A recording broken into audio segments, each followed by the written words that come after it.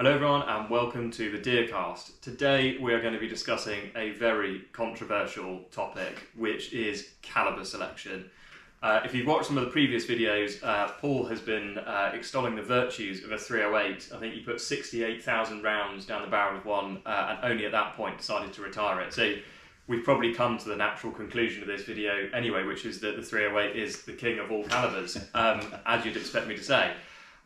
But in all seriousness, Paul runs a rifle range, Corinium Rifle Range, for those of you that don't know, so sees all sorts of different calibres come through here, I'm sure. You're a deer stalker yourself, deer manager yourself, reload ammunition for people, so it would just be helpful, I think, to talk to Paul about calibre selection, particularly with deer stalking in mind. So, Paul. Well, there's a hot topic, yeah. If ever there was one. I try to get drawn into calibres. You know, when we're on a level 1 course, it's going to happen. It's a can of worms. It's often said, put 10 stalkers in a room, ask them what caliber's best, you get 10 different answers. Yeah. It was brought home to me only this year. I'm not a big Facebook user, but I put a post on there about a particular little calibre I'm quite fond of. It's quite unique, it's not very well used, and I said this could actually be a contender for the legendary 6.5 Creedmoor throne. Okay. My posts usually get 2 or 3 comments. 79 comments later, yeah. And I'd opened a proper can of worms, and people were getting very, very, very excited about it. Not about the calibre I was shooting, but the fact that I poured scorn on the legendary 6.5 Creedmoor. I'm not a calibre basher. Mm-hmm. When people ask me for my advice on calibres, I try to draw them more. You know, what are you going to do with your rifle? What are you shooting? What species are you going to shoot? And the difficulty most people have is being that specific. You know, they've all got, and particularly novices, they've all heard lots of nonsense on the internet or read lots of nonsense, a million people's views. They've been to the local gun shop who will try and sell you what they've got on the shelf. So they're kind of confused, and they're looking for solace. They're looking for, you know, some rock solid information that they can go back, fill a firearms application in, and say, "I'd like that calibre, please, for that purpose." And it does, as I say, it depends. What are you shooting? You know, be realistic with what you're shooting, your own circumstances, and go from there. And even then, there'll be, you know, a vast array of calibres that are suitable for the job. I would always say to people, look at the calibres that have been around a long time. Why have they been around a long time? Because they work. They've been proven in all sorts of circumstances. If you need something specialist, fine. Providing it's deer legal, it's comfortable to shoot, you can get ammunition for it, look at it. You know, take advice from people, by all means. Go out and use them if you get the opportunity to use them, to try them, make sure it's not too, you know, the recoil is not unpleasant. Make sure above all else it will do the job. You know, it's no point getting a 243 and going expecting to shoot big seeker and big red all the time. You know, something slightly with a bit more oomph, you know, 270 or 308 or 3006 probably more appropriate in those circumstances. But if you're shooting roan muntjac primarily and the odd fallow, 243 will do the job all day long. I still extol the virtues of 243, and I would always extol the virtues of 243. In the 35 years I've had a firearm certificate, I've had a 243 on it for 33 years. Yeah. But so with that, would you say that if someone said, realistically, I'm going to shoot all of the different species, that you would probably encourage them to perhaps get 2 different calibres, one for the smaller, one for the bigger? Yeah, I mean, ideally, you know, we're a breed that, you know, like toys. You know, we want scopes, we want toys. You know, we can't help ourselves. And the thoughts are, oh, if I have a small rifle for that, and I have a slightly larger rifle for that, and a big calibre for big species, that'll cover all the bases.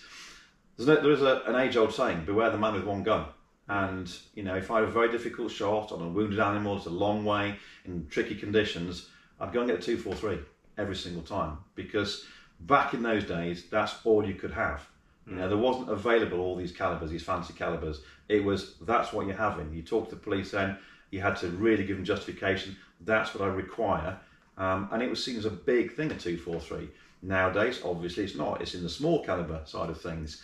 What we have seen is people wanting one rifle to do the job. They don't want 2 or 3 calibers. They want to make their application easier. You know, it's easy to justify to the constabulary that they need 1 caliber, or 1 caliber will do the job, and the police will see that favourably. You know, if you say to them, you know, I'm conscious of my own budget, I'm also conscious that I don't want a cabinet full of firearms, I want one thing to do the job.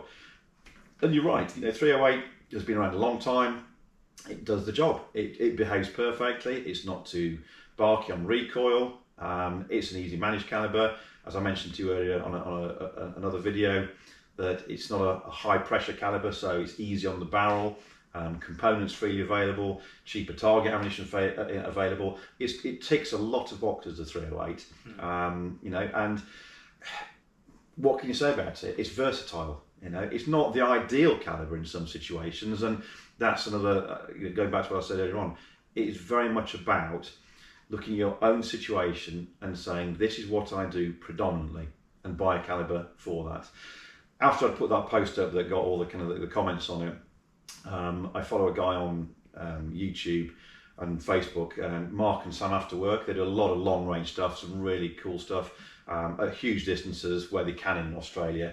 And he actually did something very similar to me, or not similar to me, but he did a video about cartridges and, you know, what is best, which cartridge is best. And he followed that up by just saying, at doing what? And, you know, this is where I don't have an issue with the 6.5 Creedmoor, but there are calibers that will do a particular job that that's doing better.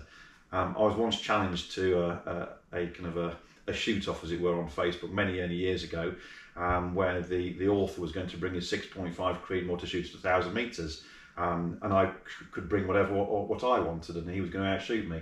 And I said, well, I'll bring the 300 Win Mag with a 220 grain match bullet. You know? Yeah. It's designed, it's a better caliber for doing that particular thing. Yeah. So I don't believe there's one particular caliber that will do everything. I really don't. You know, a 270 will arrive faster and flatter at 1,000 metres than a 6.5 Creedmoor, but it's a long action, there's more recoil. So look at your own circumstances, what you require the caliber to do, and pick accordingly. You know, and if you see a particular rifle that you take a fancy to, and it's not your first choice of caliber, doesn't matter. You know, will it still do what you want it to do? You know, we've recently had a client here who was looking for, I think he was talking 243 and maybe a 6555. We came across a second-hand, very lightly used 3006 Blaser, and he said, yeah, but, you know, 3006 is a big jump. I said, yeah, but it's going to do everything you want, and you're buying one rifle. And subsequently, he bought the Blaser, put it on his ticket. The police were happy. He gave them the justification that it would do everything. He didn't do 2 rifles. It would handle a copper very, very well. And that's something else you've got to think about going forward into the future as well. We've eased back, I think, on some of the scaremongery of the whole lead-free thing. You know, it's likely that some of the things like airgun ammunition, smaller calibers, it's likely that they're going to escape the ban for your own consumption. And it's put the 243 back on the list of you know, calibers to be recommended. But it's also lent a little bit more credence to people who may want a slightly larger caliber. And I know for a fact, and I've heard it several times already, that some constabularies are saying, you know, probably best not go 243, maybe go for a 6.5 caliber or a 7mm or a 270, something that will handle lead-free ammunition better, because you need that faster twist rate. You know, things that handle longer, thinner bullets, the 6.5, 7mm, 270 being, you know, particularly better at it than, say, the 308. And not taking anything away from the 308, but it wouldn't be my first choice now as a do-it-all caliber. I'm leaning more heavily, I think we talked about this on the podcast, towards those 270s and the 6.5s. And I'm not just talking, you know, investigate 6.5s. Don't just think we're talking about a 6.5 Creedmoor. Newcomers to this sport are bludgeoned with the Creedmoor. And there are plenty of other 6.5mm calibers out there. 6.5, 55, 260, 65284, 6555 act. There's all sorts of different things out there for people to look at. And I have genuinely had people here who have believed through the hype that a 6.5mm projectile of a known weight going into known velocity behaves differently if it leaves a Creedmoor case. So, such is the marketing. So, and this is going to be quite unfair because we haven't pre-rehearsed this. If someone came to you and said, give me 5 calibers to consider for deer stalking, sort of mainstream caliber, want it to pretty well cover all bases, what would be your top 5?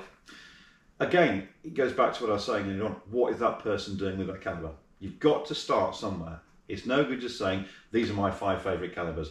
I've got a plethora of calibers. I've got a dozen different calibers.